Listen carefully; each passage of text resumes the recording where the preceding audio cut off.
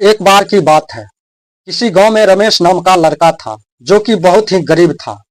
वह पढ़ाई लिखाई करने के बाद काम की तलाश में शहर गया, जो कि उसे अपने पढ़ाई के हिसाब से काम नहीं मिल रहा था। हर जगह बहुत ही कम पगार पर मेहनत मजदूरी का काम मिल रहा था। इस तरह वह काम के चक्कर में भटकते भटकते एक सेठ के पास पहुंचा।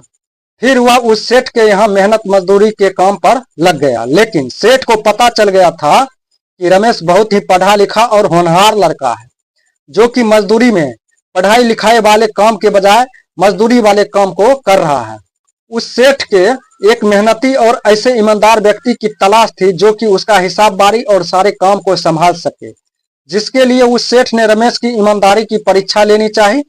फिर एक दिन सेठ ने रमेश को कुछ हजार रुपया निकालकर किसी व्यापारी को देने के लिए भेजा। रमेश ने पूरी ईमानदारी के साथ उस पैसों को व्यापारी को गिन कर दे दी। इस तरह रमेश के ईमानदारी से बहुत प्रभावित हुआ। लेकिन वह सेठ रमेश की और परीक्षा लेने की सोची। फिर वह अगले दिन अपने पेटी में कुछ हजार रुपया गिन कर रख दिए थे और रमेश को बोला कुछ हजार रुपया निकाल कर एक व्यापारी को दे आए। फिर रमेश ने इस बार भी ईमानदारी के साथ पैसे गिनकर वह उस व्यापारी को पैसे दे आया। लेकिन सेठ को फिर भी रमेश की और भी परीक्षा लेनी चाहिए। फिर रमेश ने इस बार भी ईमानदारी के साथ पैसे गिनकर वह पैसे दे आया।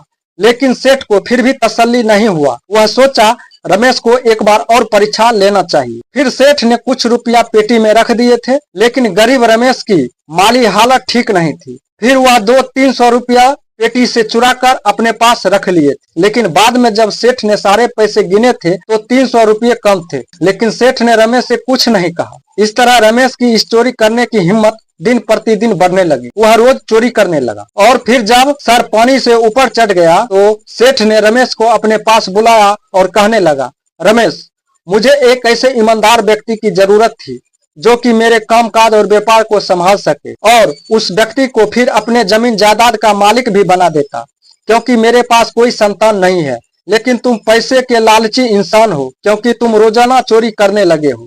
क्योंकि मुझे पता था जो व्यक्ति ईमानदार होता है वह दूसरों के पैसे को कभी नहीं चुराता, बल्कि वह अपने मेहनत से ही पैसे को खाता है। इसलिए तुमको आज से इस नौकरी से निकालता हूं और जितने भी पैसे चुराए हैं वे तुम्हारे मजदूरी से भी कट कर दिए जाएंगे।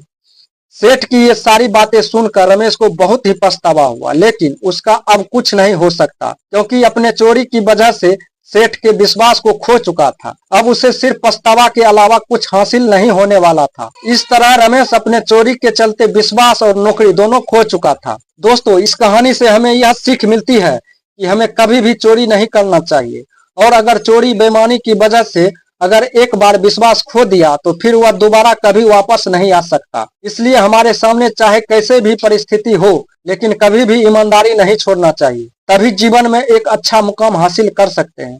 दोस्तों, यह वीडियो आपको कैसा लगा? अगर अच्छा लगा है तो वीडियो को लाइक कर दीजिए और चैनल को सब्सक्राइब कर लीजिए। धन्यवाद।